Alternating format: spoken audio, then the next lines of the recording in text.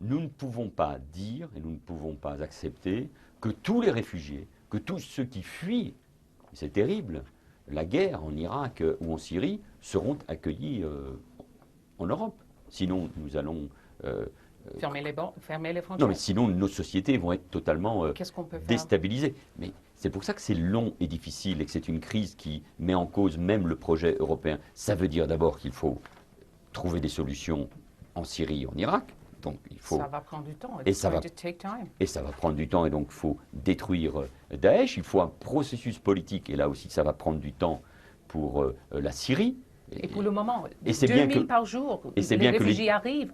Où devront et c'est bien que les discussions aient commencé en Syrie. Il faut aider la Jordanie, le Liban et la Turquie. Il faut des hotspots, des centres d'accueil et d'enregistrement en Grèce et en Italie. Et là, ça n'est pas suffisant. Donc il faut que l'Europe et les États membres soient beaucoup plus actifs pour qu'on puisse enregistrer les migrants et pour qu'on puisse dire ceux qui sont réfugiés, ceux qui ont le droit d'asile seront accueillis, pas les autres, et qu'ils soient les autres reconduits dans leur pays d'origine. Et il faut enfin un contrôle aux frontières extérieures de l'Union européenne, car l'Europe a oublié qu'il fallait des frontières. Est-ce que les gens disent que l'espace Schengen est mort? Non. Croyez? L'espace Schengen, je vais dire les choses autrement, l'espace Schengen peut mourir. Peut mourir si nous... Est-ce qu'il est-il à point de mourir? Is Schengen, the passport-free zone, at the point of death? Non, c'est l'Europe qui peut mourir, pas l'espace Schengen. Si l'Europe n'est pas capable de protéger ses frontières, c'est l'idée même d'Europe qui va être mise en cause. Donc, c'est pour ça que la création... Est-ce que ça, c'est la réalité maintenant? L'Europe est en...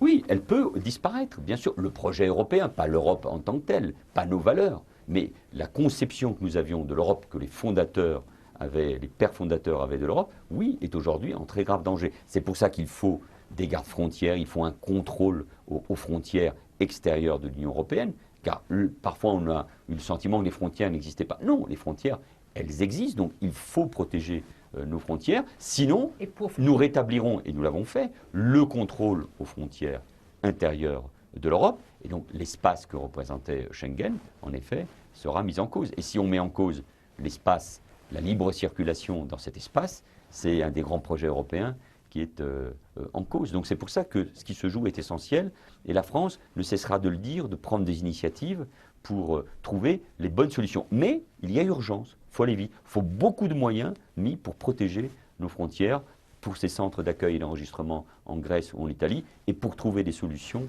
au Levant, au Proche et au Moyen-Orient. In this current crisis, do you blame the German Chancellor for having put out the welcome mat, telling refugees to come? L'Allemagne est confrontée à un défi majeur. Il faut aider l'Allemagne.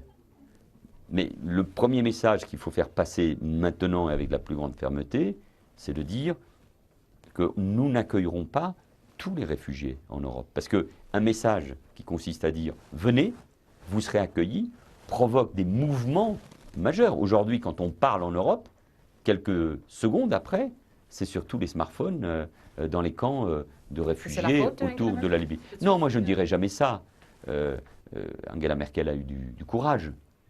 Angela Merkel a expliqué pourquoi elle voulait accueillir les réfugiés au nom des valeurs, mais aussi parce que l'Allemagne avait besoin de ces réfugiés. Mais on voit bien après les incidents de Cologne, on voit bien qu'avec le flux continu, l'Allemagne, et pas seulement, je pense aux pays du nord de l'Europe, je pense à l'Autriche, je pense aux pays des Balkans, sont confrontés à cet afflux. C'est pour ça qu'il faut trouver des solutions concrètes à nos frontières.